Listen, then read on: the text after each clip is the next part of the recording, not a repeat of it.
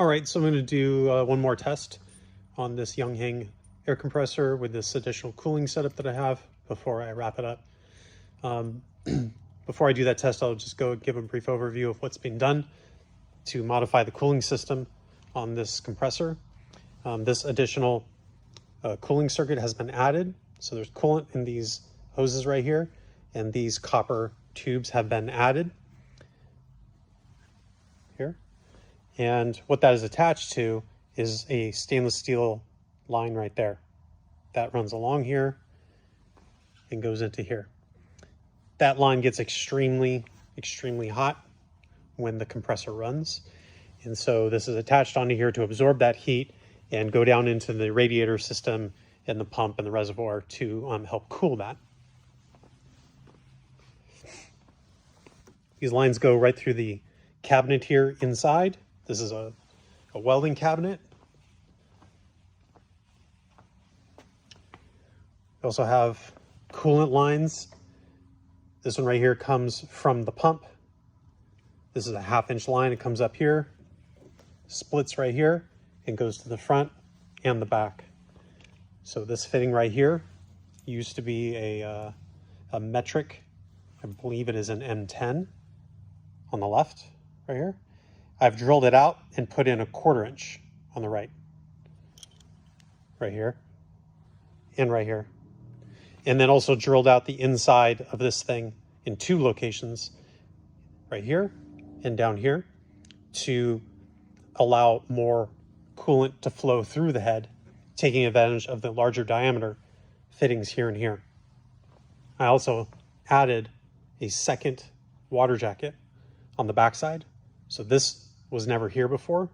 This has been drilled out and tapped, and then an internal hole right here going up and down has been drilled out, and then another hole in the bottom has been drilled. It's actually at an angle to connect the water jacket with this lower fitting, and this has been drilled out. There used to be a small hole here to accommodate the thermostat that used to stick in right there. That used to go in there. But I drilled it out to this much larger size to accommodate these 1/4 inch fittings, and then drilled another hole for the thermostat over here. So this has all been added to significantly improve the water flow going through the head. And that exits here, through here, and goes down into the cabinet, where it goes into these radiators. There are 5 240 millimeter radiators. 4 of them cool the head, and then 1 of them cools this circuit right there. The water flows through the radiators, which each has its own fan. And then once the coolant is cooled, it drains into this reservoir and is connected with this pump. This pump is 1,200 liters per hour, which is significantly more powerful than the factory water pump that comes with the compressor. The factory water pump that comes with the compressor is advertised to be 600 liters per hour, but it's not even close to that. My tests revealed that it was closer to 100 liters per hour. So this is a significant improvement. There's also this drain line right here connected to the lowest point in the system in case I need to drain the system. So that's an overview of the additional cooling that has been done. When this was just completely bone stock with the original water pump, it could run for approximately 30 minutes. It may have been 31 minutes before it reached a thermal overload and would shut itself off, which it is designed to do. Right now it's sitting at 19.9 C, and it's completely cold. It hasn't been run today at all. And so the plan is to test to see how long it's going to take to fill this 6.8 liter carbon tank up to 4,500 PSI. It's currently sitting at 0. It's completely empty. So there's closed, there's open. The bleed valve is open, and now I'm closing it. There's no air coming out of this. It's completely empty. So I'm going to connect this here. This is just simply a T with a one-way right here. and that comes from my filter and separator. That comes from the compressor. So I'm gonna time this to see how long it takes to fill. I would assume it'll probably take about an hour and 15 minutes based on some initial tests that I've done, and we'll verify that it'll do it without stopping and without reaching its thermal limits.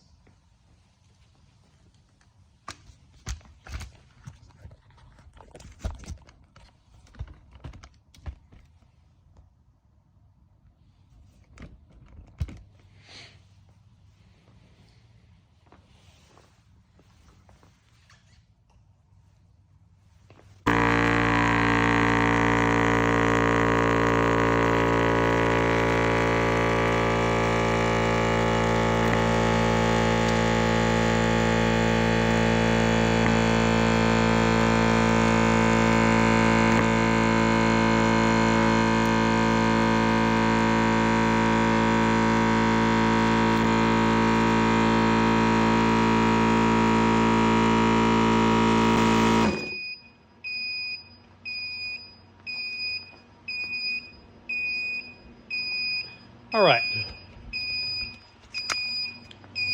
think it was at 71 degrees.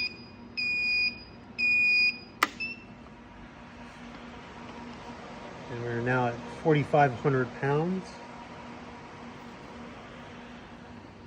And it took an hour and 14 minutes and maybe, what, 30 seconds or so.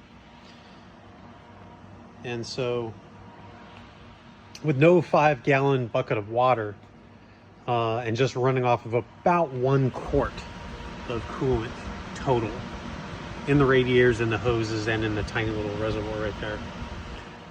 It ran for an hour and 15 minutes and got to 71 degrees. And who knows how long it would continue to run for. If I had a larger bottle, I could probably find that out, or if I had multiple bottles connected together. But this bottle was completely empty, and now it's completely full. And you may have noticed, I think at about the 3 or 4 minute mark of the compressor running, I bent down and I turned on that power strip. And the reason I did that is because that power strip powers that power supply and the fans and the pump. So for the first approximately 3 or 4 minutes, the compressor ran with no coolant flowing through it at all. So it went from its baseline temperature, which I think it was about 20 C, up to 60 or 62 maybe in that first couple of minutes, because there was no water flowing through the head. So when I noticed that, I considered just stopping the test, but I figured I'll just go ahead and keep running it to see how it does, even despite that pretty severe handicap of starting off at 60 degrees, because I failed to turn on the fan and the pump. So once I get this all done, I'll figure out some way to do it so I can't forget to turn on the fan and the pump. But either way, I would say that this cooling project for this Yong Heng air compressor is a success. I don't have to worry about any ice. I don't have to worry about a 5-gallon bucket of water or any sort of bucket of water. It's totally self-contained. I can turn it on and fill a tank, a very large tank, completely from zero, which in most circumstances would never happen, and it will just run the entire time. So if I have friends over and they want to fill their bottles, I have no issue filling anything that I have to fill, really with no problem. You also saw me touch this about halfway through the video. Right now it's cold, but when it was running, it was just warm. So I would say that the addition of this circuit right here is removing a significant amount of that heat, because that line, that stainless steel line right there that runs down here into here, without this, that thing gets burning hot. I don't know exactly how hot it gets, but it gets very, very hot. But either way, this cooling setup, I'm going to say, is a success, and I will finish up the wiring and get the drawers back in this and call it done.